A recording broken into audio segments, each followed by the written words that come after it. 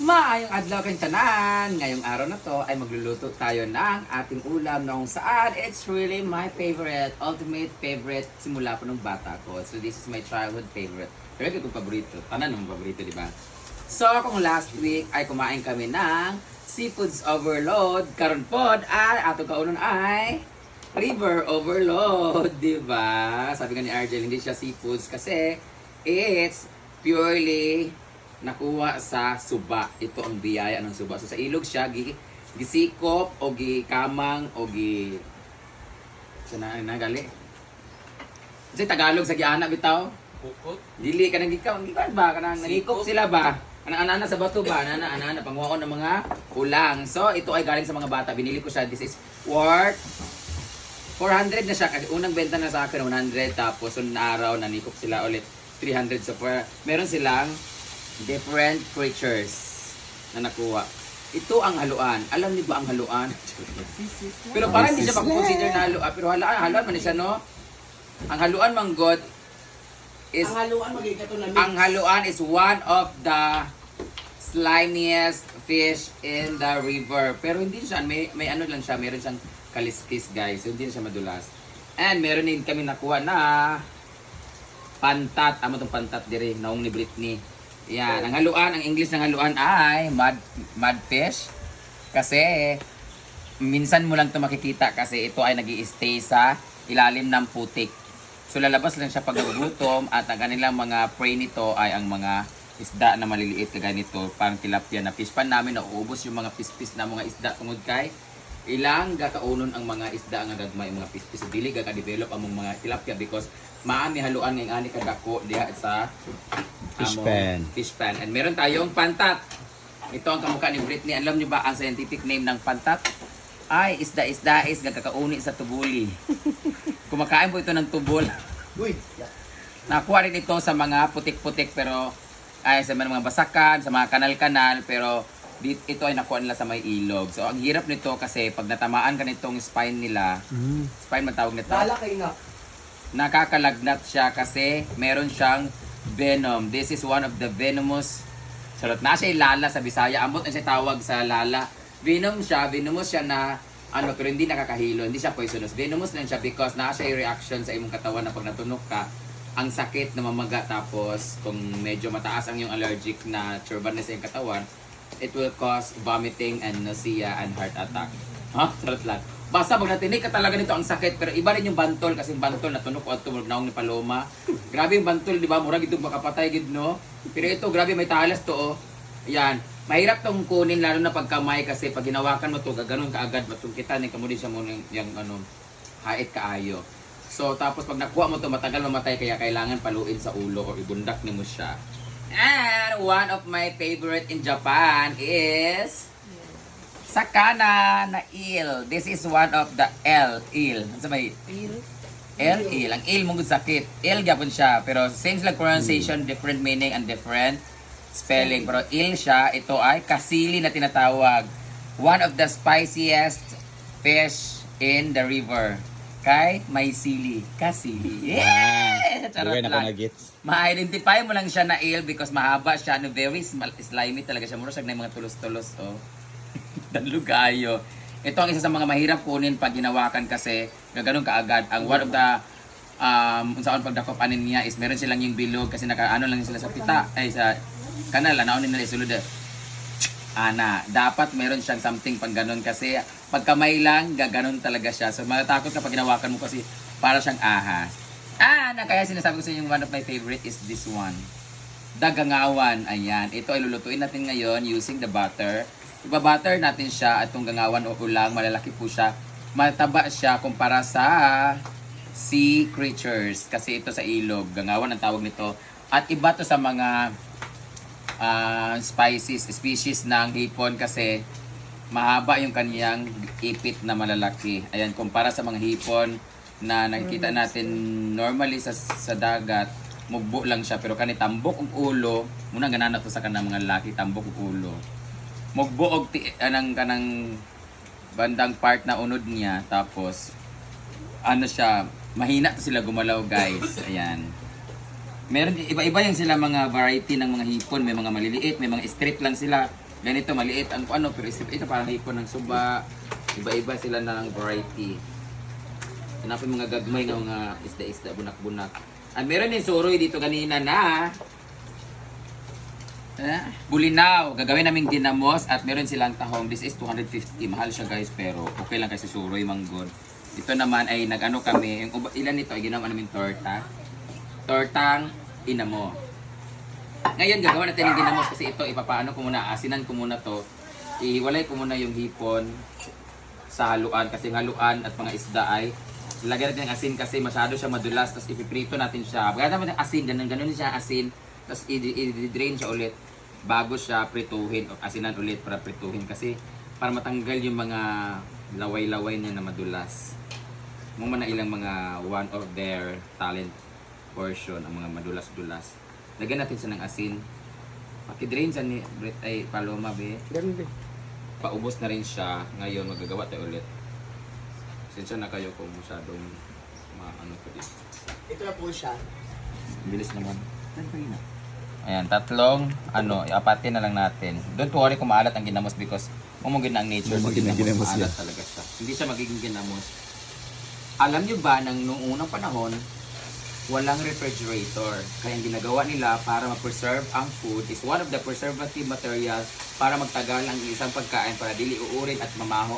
Because of the asin, ayan, kasi ina-absorb nito ang pagbabasa or pag nagbasa kasi ang isang pagkain or mga bagay-bagay, madaling mabulok at uurin. So, ang asin, ang kanyang trabaho ay ina-absorb niya yung moisture ng isang mga karne, isda, kaya hindi nakakapag-develop ng mga microorganism.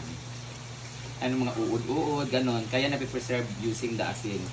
So, yun yung ginagawa nila. Tapos, as well as the suka. Yung suka din isa sa mga medium para ma-preserve din yung mga karne. Kaya yung ibang mga karne, nilalagay nila ng suka para hindi din siya mamaho at masira agad-agad. Pero mas matagal ang preservation ng asin if you're using asin. Yan. So, alam mo talaga wala kayong alam nanonood. Alam mo, napanood ko lang din yung sa Facebook. Dahil kay Kuya Bubbles. Ito na yung inasinan na. Tapos, dapat pag naglagay ka nito, gumawa ka ng asin, kinabukasan, i-check mo siya kung iba yung amoy niya or iba yung mixture ng development niya, kung mas marami ba yung tubig or nagdugo-dugo ba siya. Pag hindi masyadong maganda, pag maraming tubig na natunaw tapos medyo iba yung kulay niya, i-drain mo siya tapos lagay mo ulit siya ng asin kasi feeling ko kulang siya ng asin na nilagay mo. So, mag-iiba yung amoy niya. So, para mas ma-prevent yung pangangamoy pag uuot, ay lagyan natin siya na ulit ng asin at i-drain yung unang tubig. Yan. Tapos bawal siya malangawan para actually na ratio ani mga 2:1, mga 2 ka kungkung nga isda, dapat isa ka kungkung nga asin or napoy 1:1 depende. Pero kung gusto mo talaga ng sure na hindi siya mabubulo ay masisira, maraming asin talaga pero baka maalat-alat din. So ito na yung nagawa natin. Bukas magtutubig yan. Dito ang tubig niyan isa sa ilalim. Tapos lahat ng isda ay angat. Tapos imimix mo siya. Tapos amuyin mo. Pag amoy bilat na siya, muna na siya. So ang makaka-identify lang talaga niya sa lalaki. Nakamoy bilat eh. Mouse na gini siya. Kaya maragbaho nagigbilat. Pero nail, magbaho ng ID, na Ria, Mark. Amot bating. Grabe, mouse na kita bating. Kaway gamit. So, ito naman ang asinan natin. Ang ating mga mudfish, eelfish, and fish to fish. Alam niyo ba ang fish ang isa sa pinakamaraming gamit na salita sa amin sa Bisaya at sa lingwahe sa Pilipino? Kaya fish, isda. Pagana, fish gyapon. Kani fish gyapon. Oh, kita yung tanananan fish tingyawa. Oh, dagan kayo sa mga fish. Kani pod fish, di ba? Fish, fish, fish. Dagan tayo. Piskat. Si Paloma piskaton. So, lagyan natin siya ng ano. Luluon nato siya, nauna nato siya. Tingnan ninyo, mura siya si Uyong daw kay Baba. Kani, this is one of the variegated. Kumbaga sa plant, variegated kay naana siya ay mixture. Nasa ilahi guys, kaya ang tilapia na ilahi nga pink. So ano to siya, mura ka na siya breed. Kani siya, there is something like red and pink na nagpapakita ng sign na meron siyang mix. So ibig sabihin, ang iyang tatay ani either Chinese or foreign, basta foreigner, hindi siya pure blood. Japanese na siya.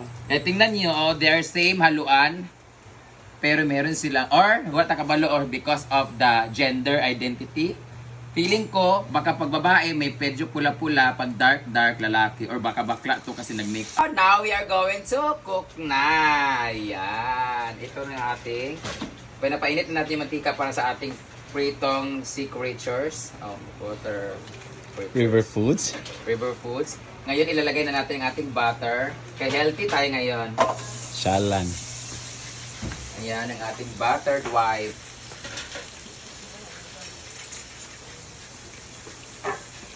Lagyan natin ng butter. Para yan. Ang ganyan na pag ano ng butter. Tumutunog na ba siya? Ito ang ating pritong isda. Oh. Iuna natin yung L. Ala, yung L, kaya mo siyang letter S. Ano nila. Ano yung pinuhaluan.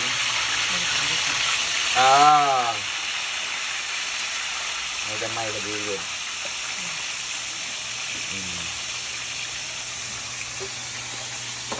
Naman tayo. Ilalagay natin yung ating spices para habang nagtutunaw, para matunog na natin yung iba. May bawang, sibuyas.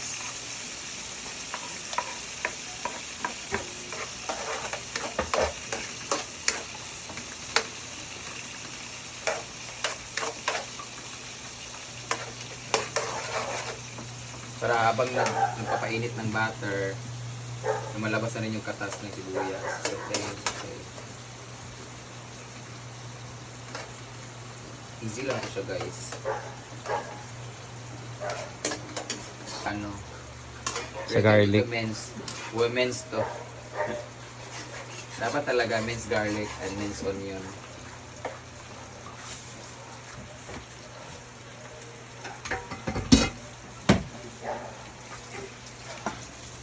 Onion ring. Ay, ginger. Ginger Conejero, nag-uulat. TV Patrol. Alam niyo ba si Ginger Conejero ay isa sa mamali ng Binibining Pilipinas representing Laguna. Representing pala. And siya ay naging newscaster ng ABS-CBN. Luto na yung butter. Luto na yung butter. Ilagay natin yung shrimp sa katang. Malinis yung tahong, Brett? Yeah. Yeah ka. This is very spicy because we're going to put chili powder. Yeah. Not that much sa kay dilita na ng kwan. Eater friendly. Yan. Butter.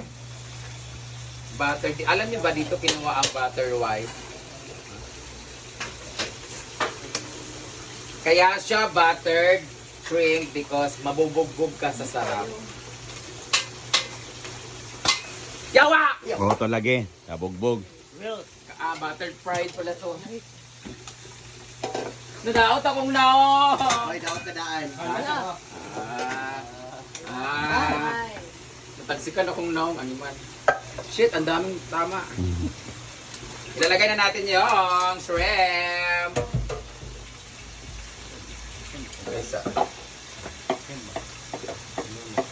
Let's put the shrimp. Huwag natin siya overcook kasi ano siya, kukunat siya. Oh! What a beautiful view and scenery.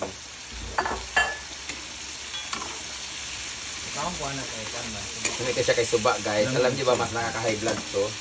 Lagyan natin siya ng, para mas masarap, lagyan natin ng oyster. Nakaka-high blood, ba? Mas nakaka-high blood tong shrimp sa suba kay mahirap kunin, kaya nakaka-high blood. Ma-high blood ka bago makakuha. Tag-ulan na, kaya marami na silang ganyan. Tapos, lagyan natin ng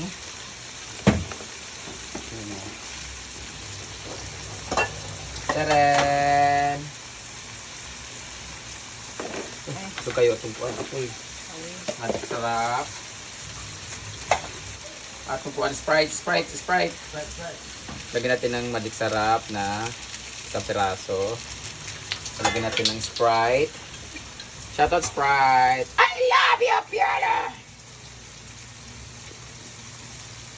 Sana. Tapos lagyan natin ng konting asin. Hindi mo siya maalat kasi nga. Lagyan natin ng konting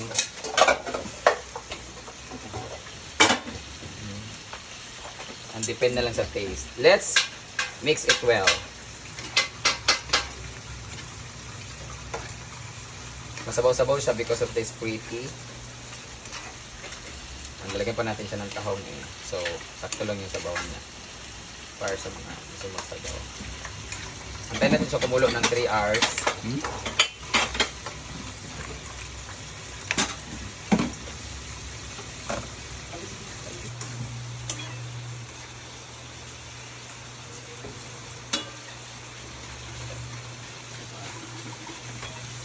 Ilalagay natin yung tahong.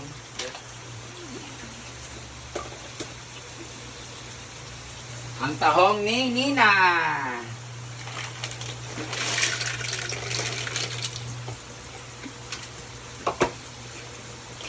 Itong tahong na to, pag nagbuka to, ito yung magdadagdag ng alat. Woo! Bayawa.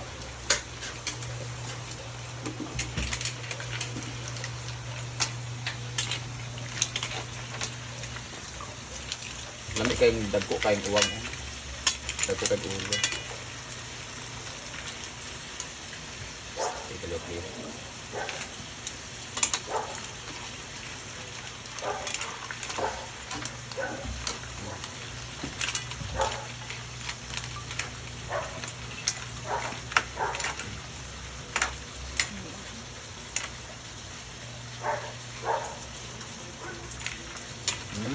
Alap-alap na.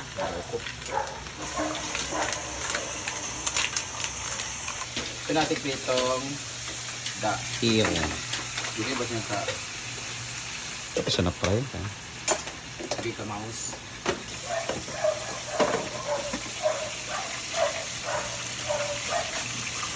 Dapat ka na-fry.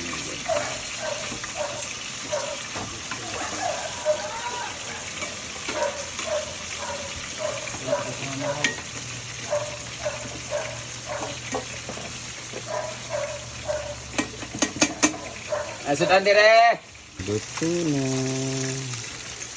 Kayo ba?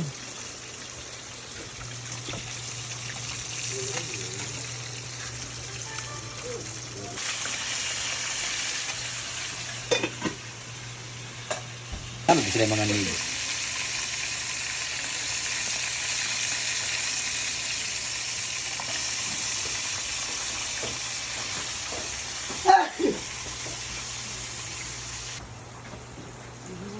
Luto na ang ating river overload. Ayan ang ating uwang with tahong. May seafoods din pala to. Uwang. At ito naman ay mga isda na mga mapang-akit. Mga fresh creature. Eel, kasili, pantat o haluan. So mga una ta. Kain na po, Team Riza. Mga tanan na dyan. Mga on na ta. Thank you so much, Lord. So, titikman natin yung eel. Pagka bas nyo ako ha. Kunti-kunti lang titikman ko. Tapos pantat, haluan. Kung anong mas masarap. Unahin natin yung masarap na eel. Gusto na ko siya kagaton pero mabas man ta. Kasili. So, kaya nang suka. Team Riza. Team Brenda ko. Kaya na Team Brenda.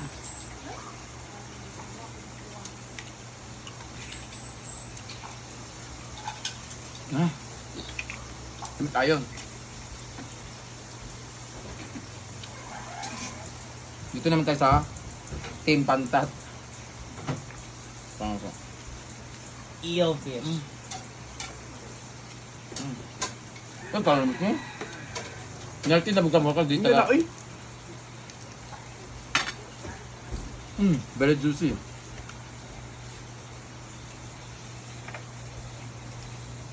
Kasapan tayo na kay kalo ko. Sa food ba kay kailangan to?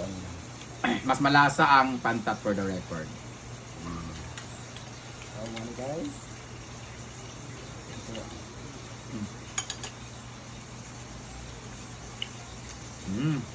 Ganun sabaw. Lagyan ko ng Sprite kay parang tayo sa oyster sauce. Yan malasa ang oyster sauce, no? Pag marami na yung oyster sauce, yung lasa Sarap niya, siya. yung over ano siya. Dito naman tayo sa haluan. Yung haluan, meron tayong malaking haluan.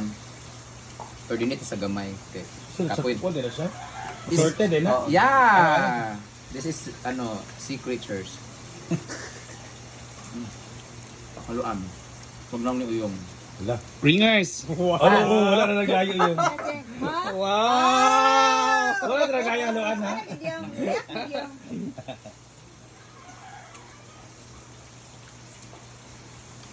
Haluan nga. Iba yung lasa niya, haluan. Masasarap to. Masasarap ang haluan.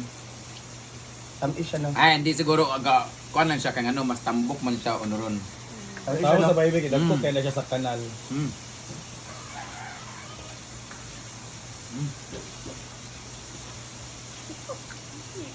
Hindi na ka sa uwang. Kanang iyan. Wala o, sa suba na no kidako man. Dili. Sa lake ni siya. Ito. Ito. Juicy. Oh, daw yung ulo ha. What's this? So, ulo mo si Uyong. Ganun to kapasig mo na siya. Subo yung wala mo nagayo yun. Hindi ko nakakasarap. Dahil kalok alike. Ano sa wow! Ang sabay ka ni chika pa.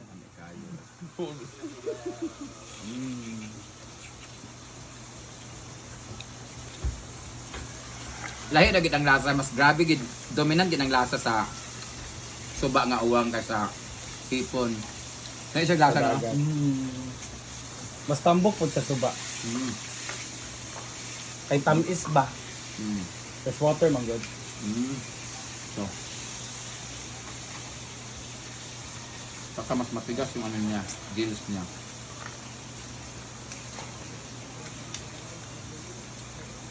Ah. So, sausaw natin sa mga ng suka.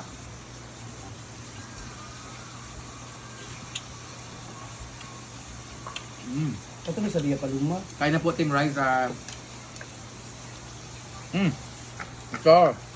Ang tortang inamo. Ni Paloma.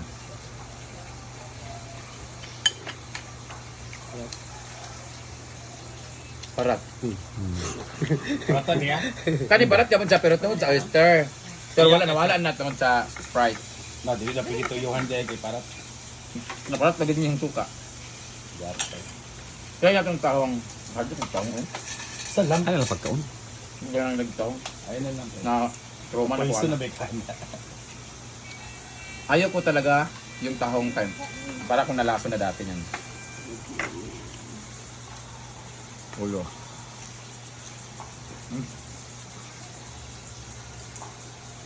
Sige, dulo. And muna guys for today's another video. Bye-bye.